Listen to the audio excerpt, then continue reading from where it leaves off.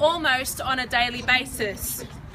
Those in charge of the country in the legislative and executive branches are still proceeding firmly with the approaches they have adopted, and we have in turn experienced unnecessary stigmatisation.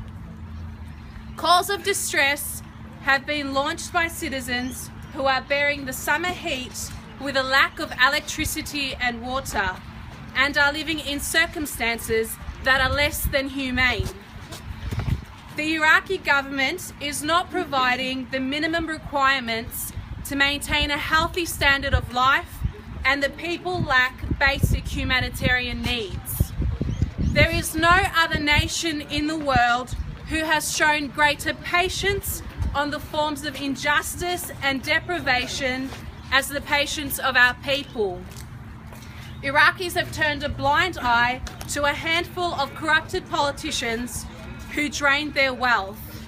They did not turn a blind eye due to fear, but due to the awareness of the many challenges facing the country, and to give adequate time for the development of the political process in which they had hoped would result in their salvation after years of sacrifices, blood and tears. In the last 12 years, Iraq has been heading on a gloomy path. Politicians have been busy forming various coalitions and movements with their narrow personal interests and embezzlement to gain access to the largest of the oil share. Iraq has remained unchanged, bleeding young blood on the battlefield, unemployment and poverty at its highest. The impact on children, women and elderly is unconscionable. A lack of services and the corruption of institutions, and most importantly, the security situation, which is going from bad to worse. In Australia, the Iraqi people are raising their voices in a civilised and peaceful demonstration. The air and hearts of our homeland have been filled with cries of unbearable pain. The pain of seeing our country's wealth soaking in the hands of influential politicians who are loading up their bank accounts around the world. Iraqis today mourn the theft of their daily bread by people elected to be their servants. Millions of Iraqi families have been left in this hell by politicians acting selfishly and with a lack of patriotism and humanity. We are demonstrating in the city of Hume in Melbourne as Iraq is a part of us and we are a part of the Iraqi people. We have come out to support our people in this peaceful protest. We are here to convey a message to these politicians that enough is simply enough. Enough theft and banditry, enough shedding of Iraqi blood, enough of the entrenched green zone and horror that you have established and advocate. Enough to negligence, enough to sectarianism, enough to the dirty war amongst yourselves. Enough of your militia, an army protecting yourselves and in turn draining the state treasury. Enough to your astronomical wages and incentives. After today, it is time to end the dishonesty and to stand up against the theft of our country's wealth.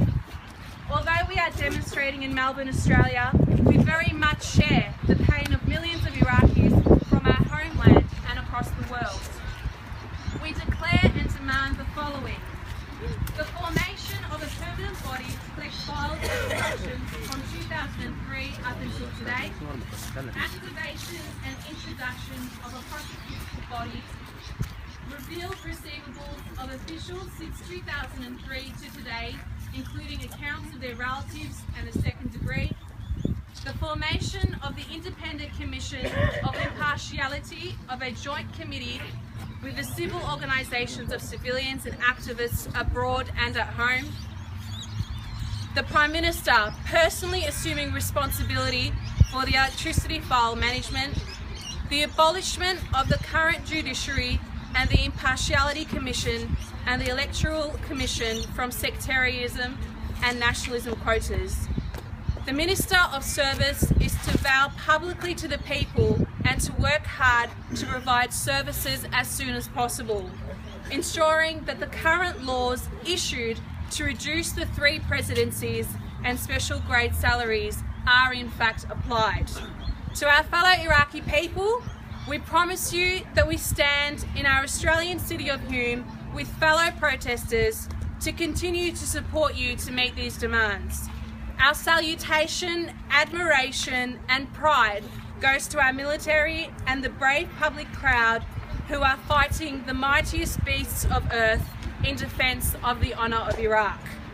We stand here announcing that our people's cries have been heard, and to the thieves and aggressors, your time is over.